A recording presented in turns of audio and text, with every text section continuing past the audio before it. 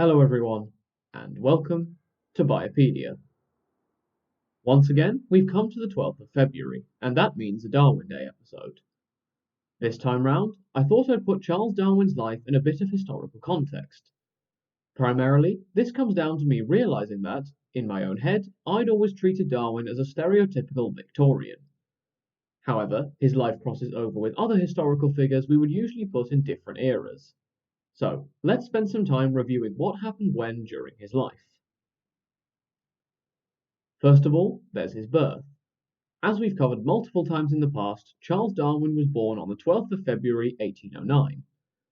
The first shock to the system in terms of his Victorian image is that he would have been born in the reign of George III, about 2 years before the Prince Regent took permanent power in 1811. A fun bit of trivia for you at this point, there's another very famous figure born on the exact same day. Close to Hodgeville in Kentucky, a boy was born to Thomas Lincoln and Nancy Hanks, who had gotten married in 1806. That's right, Charles Darwin and Abraham Lincoln share the exact same birthday. At the time Darwin was born, France was still an empire as ruled by Napoleon Bonaparte, now Emperor Napoleon I. He'd been an emperor since the Constitution of the Year 12 in 1804, having been first consul since 1799. At this point in his career, Napoleon was still about 3 years off getting bogged down in his invasion of Russia.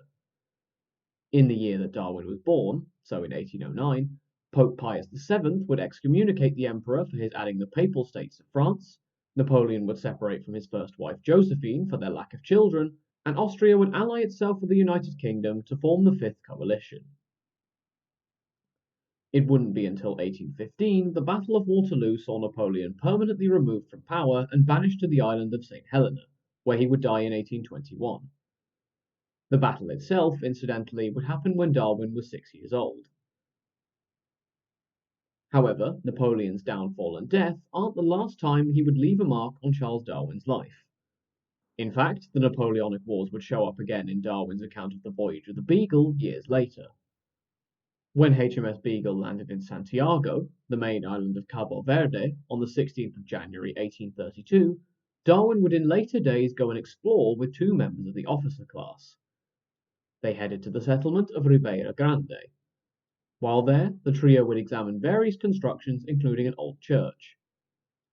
Why do I mention this? Well, along the way, they picked up a Spanish man who had been a translator during the Peninsular War.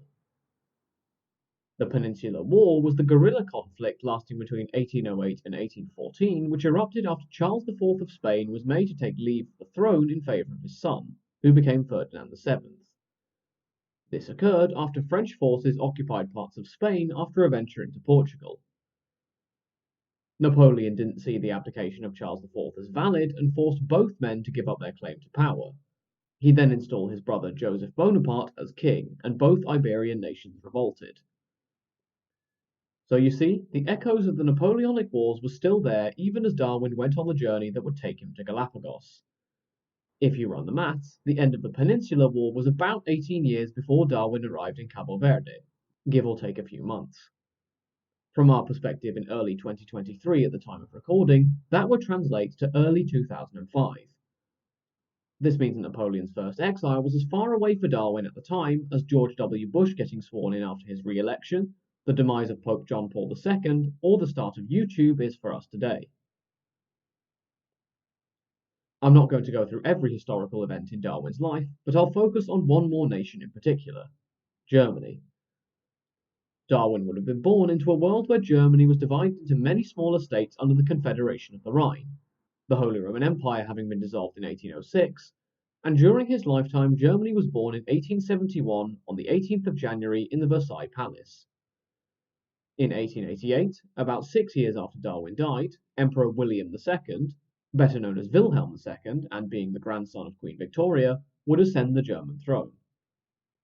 It's quite the historical journey, from Napoleon at the beginning of Darwin's life to the creation of the German Empire towards the end. That's it for this episode.